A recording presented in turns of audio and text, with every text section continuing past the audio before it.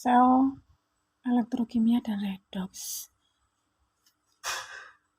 Yang kemarin kita bahas adalah penyederhanaan redoks dan lanjutannya adalah sel elektrokimia, di mana ada dua, yaitu sel foto dan sel elektrolisis. Ini tuh kalau ngomong sel berarti hubungannya dengan listrik ya. Kita ke sel foto dulu. Sel foto itu merubah energi kimia menjadi energi listrik, artinya dia menghasilkan listrik. Gitu. Terus langsung aja ya ke deret volta. Deret volta ini deret kereaktifan logam ya, atau bisa dibilang deret kereaktifan logam. Jadi isinya itu berupa logam-logam yang aktif, yang biasa dipakai dalam sel elektrokimia. Dimana ini deret itu satu deret ya. Kalau kita ngomongkan deret, satu deret. Tapi ini saya bagi 3 karena tempatnya nggak cukup sekaligus untuk hafalan. Intinya ini udah hafal. Kalian harus hafal. Mau dengan singkatan kalian boleh atau singkatan saya boleh. Ini singkatannya gini rek.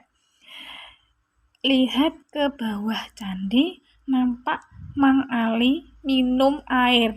Air H2O. Kenapa H2O di sini nanti ada ceritanya. ZN untuk Zidan cari pemain cadangan cowok, nikah sana pembantu. Hahaha. Ciuman hangat Agnes pasti au. Itu ya singkatan saya. Boleh kalian pakai, boleh enggak? Dimana dalam deret volta ini ada istilah N0 sel yang disebut dengan potensial sel. Jadi kita ambil inti-intinya saja ya, jadi tidak usah panjang-panjang. Dimana di sini ada logam H. H itu kita anggap logam ya. Di sini dia punya N0 sel sebesar 0 volt. Semakin ke kanan H berarti Cu ya. Dia semakin positif, artinya semakin mudah mengalami reduksi. Kalau semakin ke kirinya H, berarti dia semakin negatif. Yang paling kiri adalah Li, dia paling mudah mengalami oksidasi. Yang paling mudah mengalami reduksi adalah Au, karena dia dalam deret volta adalah yang paling kanan. Ya, contohnya gini, misalkan ada pasangan elektroda Zn dan Cu. Zn dan Cu. Kalau kita lihat dalam deret volta, Zn di sebelah kiri Cu, sehingga Zn akan mengalami reaksi oksidasi, sedangkan Cu akan mengalami reduksi. Di mana reaksinya sebagai berikut ya. Masih ingat ya, untuk oksidasi dia biloxnya naik dari 0 menjadi plus 2. Kalau reduksi turun ya, dari 2 menjadi 0. Plus 2 menjadi 0.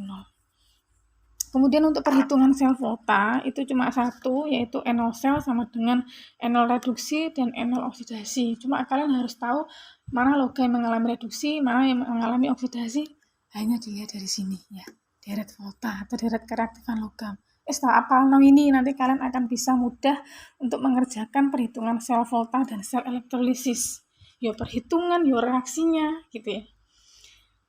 Terus untuk reaksi elektrolisis langsung-langsungan ya. Kebalikan dari sel volta yaitu merubah dari energi listrik menjadi energi kimia. Artinya dia membutuhkan listrik. Untuk reaksinya begini. Reaksi elektrolisis itu ada gabungan atau penjumlahan dari reaksi di katoda dan reaksi di anoda, di mana reaksi di katoda itu reaksi yang terjadi adalah reaksi reduksi.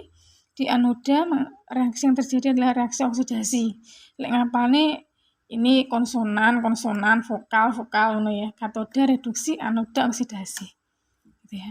Terus untuk reaksinya atau cara menentukan reaksinya itu kayak gini. Ada reaksi di katoda dan anoda.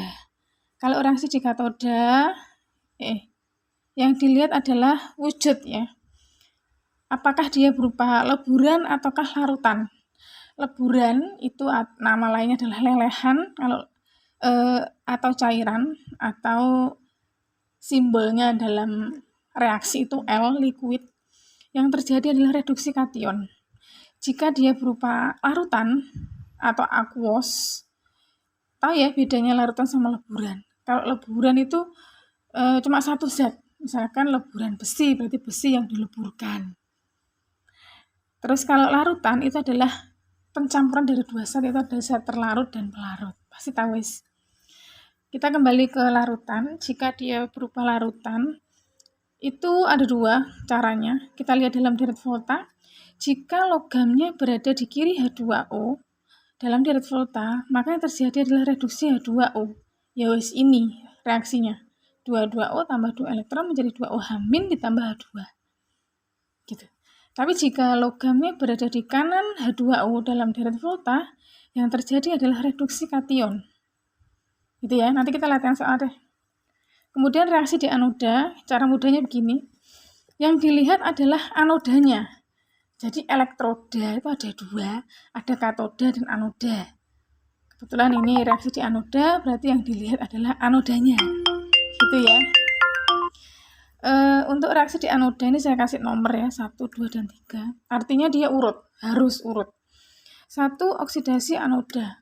Kalau mengerjakan reaksi di anoda, yang terjadi pertama harus oksidasi anoda.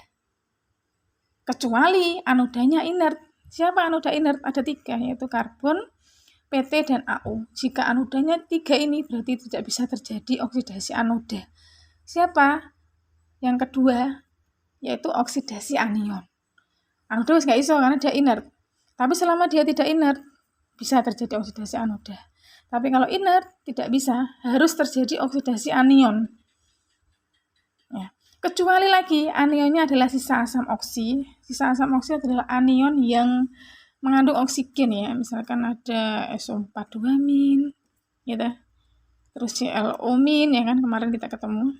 Terus NO3-, pokoknya anion yang berupa poliatom begini, dia mengandung oksigen, itu adalah sisa asam oksi, itu tidak bisa terjadi reaksi oksidasi anion. Yaitu yang terakhir ya, lek iso anoda ra iso, anion gak iso, yang terakhir oksidasi air. Meski popokan, ya wis ini reaksinya 2O menjadi 4H+, ditambah O2 ditambah 4 elektron, gitu ya. Habis ini kita coba latihan soal ya.